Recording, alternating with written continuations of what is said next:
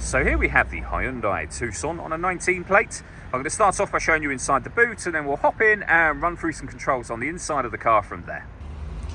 As we approach the back of the car, you can see we have reversing sensors, plenty of boot space as well, along with that 60/40 split folding rear seat should you wish to increase this space even further.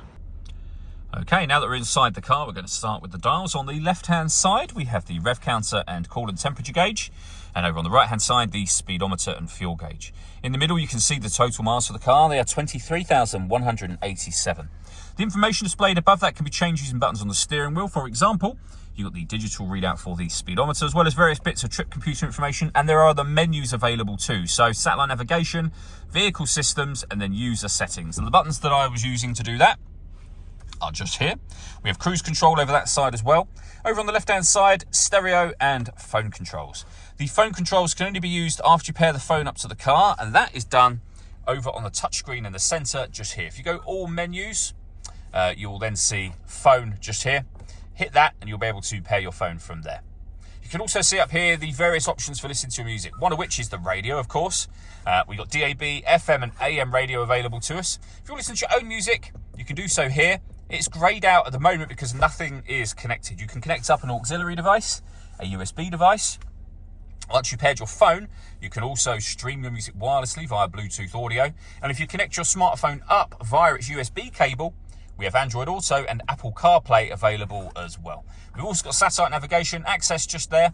There's a full video, showing how that works, which you can find on our website and also on our YouTube channel as well. And the reason I said button a minute ago is because there is a physical button over here that you can press to access that straight away should you wish to. On top of all of that, if I pop the car into reverse, you'll see we have a full color reversing camera with guidelines that show you what direction the vehicle is headed in relation to the image shown on the screen. You can hear the parking sensors there as well. Working our way down, we have dual zone climate control, so you can adjust the passenger and driver temperatures. You can increase and decrease the fan speed. You can determine what direction you'd like the air to be distributed in. The air conditioning is on at the minute, so that's off, back on again. Or hit auto. The car will now take control of the fan speed and the direction of the air to maintain the temperatures that you've asked for. Any manual adjustment will override that straight away and allow you to put it back on your own settings here. Beneath that, we have two 12-volt charging sockets, auxiliary and USB inputs as well. The 6-speed manual gearbox, and then these buttons just here. So you can turn the parking sensors on and off. You can turn off the stop and start. This car is designed to cut out when it's stationary in traffic to save you fuel. That system is off when that light shows. And then these two buttons, starting with this one, I'll show you on here. So you can turn on downhill brake control. You can turn it off again as well, of course. And you can change the driver mode from sport to normal as well.